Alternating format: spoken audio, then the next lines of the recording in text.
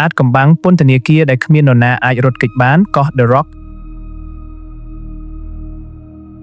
តើអ្នកធ្លាប់ឃើញពន្ធនាគារដែលស្ថិតនៅលើកោះតូចមួយព័ទ្ធជុំវិញដោយទឹកសមុទ្រត្រជាក់ខ្លាំងហើយគ្មាននរណាម្នាក់អាចរត់គេចចេញពីវាបានទេ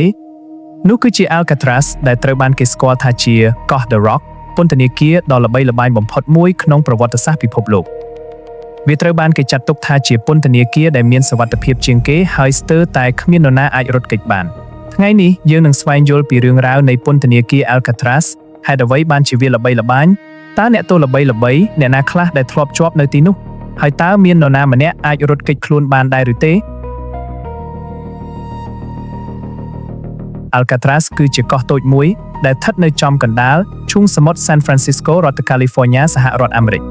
ចម្ងាយពីកោះទៅកាន់ទីក្រុង San Francisco គឺប្រហែល 2.4 គីឡូម៉ែត្រមិនឆ្ងាយប៉ុន្មានទេតែទឹកសមុទ្រនៅទីនោះត្រជាក់ខ្លាំងប្រហែល 10 ទៅ 15 អង្សាសេហើយចរន្តទឹកក៏ខ្លាំងណាស់ដែរនេះហើយជាមូលហេតុដំបូងដែលធ្វើឲ្យ Alcatraz ក្លាយជាពន្ធនាគារដែលមិនអាចមានអ្នកទោសអាចរត់គេចខ្លួនបាន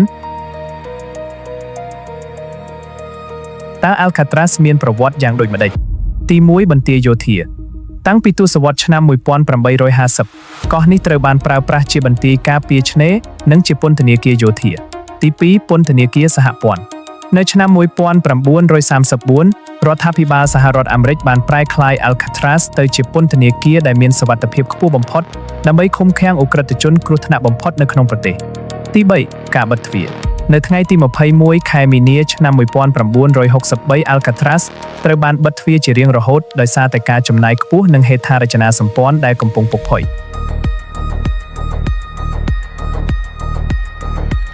ហេតុអ្វីបានជា Alcatraz ល្បីល្បាញថាជាពន្ធនាគារដែលគ្មាននរណាអាចរត់គេចបានមានហេតុផលសំខាន់ៗចំនួន3ទី1ទីតាំងភូមិសាស្ត្រកោះនេះស្ថិតនៅចំកណ្ដាលទឹកដែលត្រជាក់ខ្លាំងដែលអាចបណ្ដាលឲ្យស្លាប់ដោយសារការថយចុះកម្ដៅក្នុងរយៈពេលត្រឹមតែប៉ុន្មាននាទីប៉ុណ្ណោះលើសពីនេះចរន្តទឹកសមុទ្រគឺខ្លាំងនិងគ្រោះថ្នាក់បំផុតទី2រចនាសម្ព័ន្ធសុវត្ថិភាព Alcatraz មានរបងលួសបន្លាខ្ពស់ពណ៌មាយាមប្រដាប់ដោយអាវុធទ្វារដៃក្រាស់ៗនិងសោអេឡិចត្រូនិកអ្នកទោសត្រូវបានរាប់ចំនួនរហូតដល់13ដងក្នុងមួយថ្ងៃទី3អ្នកទោសគ្រោះថ្នាក់Alcatraz បានឃុំឃាំងឧក្រិដ្ឋជនដ៏ល្បីល្បាញបំផុតរបស់អាមេរិករួមមាន Al Capone គាត់ជាមេទ័ព Mafia George Machine Gun Kelly ជាចៅប្លន់ធនាគារនិង Robert Stroud អ្នកចិញ្ចឹមបក្សីដ៏ល្បីល្បាញក្នុងរយៈពេល29ឆ្នាំមានការប៉ុនប៉ងរត់គេចខ្លួនចំនួន14លើកដោយមានអ្នកទោសចំនួន36នាក់ក្នុងចំណោមនោះ23នាក់ត្រូវបានចាប់ខ្លួនវិញ6នាក់ត្រូវបានបាញ់សម្លាប់2នាក់បានលង់ទឹកស្លាប់និង5នាក់ទៀតត្រូវបានគេចាត់ទុកថាបាត់ខ្លួនមិនទាន់រកឃើញសាកសពការប៉ុនប៉ងដ៏ល្បីល្បាញជាងគេគឺនៅខែមិថុនាឆ្នាំ 1962 អ្នកទោស3នាក់គឺ Frank Morris និងបងប្អូនប្រុស John និង Clarence Anglin បានបាត់ខ្លួនពីបន្ទប់របស់ពួកគេបានជីករូងក្រោមដីដោយប្រើស្លាបព្រាបាយហើយបានសង់ក្បាលតុក្កតាคล้ายៗដាក់លើគ្រែដើម្បីបោកបញ្ឆោតឆ្មាំការពារអ្នកទោសពួកគេត្រូវបានគេជឿថាបានស្លាប់ដោយការលង់ទឹកប៉ុន្តែសាកសពមិនត្រូវបានគេរកឃើញនោះទេករណីនេះនៅតែជាអាថ៌កំបាំងរហូតមកដល់សព្វថ្ងៃនេះ Alcatraz Island គឺជាផ្នែកមួយនៃ Golden Gate National Recreation Area ហើយត្រូវបានគ្រប់គ្រងដោយ National Park Service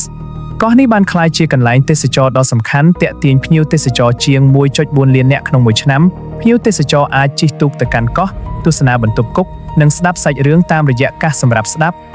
អ្នកទេសចរជាច្រើនបានរាយការណ៍ថាពួកគេមានអារម្មណ៍ថាញាក់សាច់និងឃើញរូបខ្មោចនៅក្នុងពន្ធនាគារនេះ Alcatraz ត្រូវបានគេចាត់ទុកថាជាកន្លែងមួយដែលមានអ្នកយាយីច្រើនជាងគេនៅសហរដ្ឋអាមេរិកនេះជាហេតុការណ៍គួរឲ្យចាប់អារម្មណ៍មួយចំនួនអំពី Alcatraz ទី1ឈ្មោះ Alcatraz មកពីពាក្យអេស្ប៉ាញ Alcatraz ដែលមានន័យថាសត្វតុងព្រោះកោះនេះធ្លាប់មានសត្វតុងរស់នៅច្រើនទី2គ្រួសារអ្នកយាមក៏ធ្លាប់រស់នៅលើកោះនេះដែរមានផ្ទះសាលារៀននិងសូម្បីតែក្លឹបកម្សាន្តទី3ការរត់គេចខ្លួនរបស់ Frank Morris និង Anglin Brothers ត្រូវបានគេសម្របសម្រួលជាខ្សែភាពយន្តឆ្នាំ 1979 Escape from Alcatraz សម្ដែងដោយ Clint Eastwood Alcatraz គឺជាសាក្សីប្រវត្តិសាស្ត្រមួយដែលបានឃើញទាំងការកើតឡើងនិងការបញ្ចប់នៃយុគសម័យឧក្រិដ្ឋជនគ្រោះថ្នាក់សពថ្ងៃនេះវាឈរយ៉ាងស្ងប់ស្ងាត់នៅកណ្ដាលឈូងសមុទ្ររងចាំអ្នកទេសចរមកស្វែងយល់ពីរឿងរ៉ាវរបស់វាតើអ្នកធ្លាប់ឮពីពន្ធនាគារ Alcatraz ពីមុនទេតើអ្នកគិតថាអ្នកទោសទាំង3នាក់នោះអាចរត់គេចខ្លួនបានដែរឬទេ សូមសរសេរក្នុង comment ខាងក្រោមប្រសិនបើអ្នកចូលចិត្តវីដេអូនេះសូមជួយចុច like subscribe ហើយចុចកណ្ដឹងដើម្បីកុំឲ្យខកខានវីដេអូថ្មីៗអំពីអាតកំបាំងប្រវត្តិសាស្ត្រទៀតសូមអរគុណសម្រាប់ការទស្សនារបស់អ្នកហើយយើងនឹងជួបគ្នានៅវីដេអូក្រោយ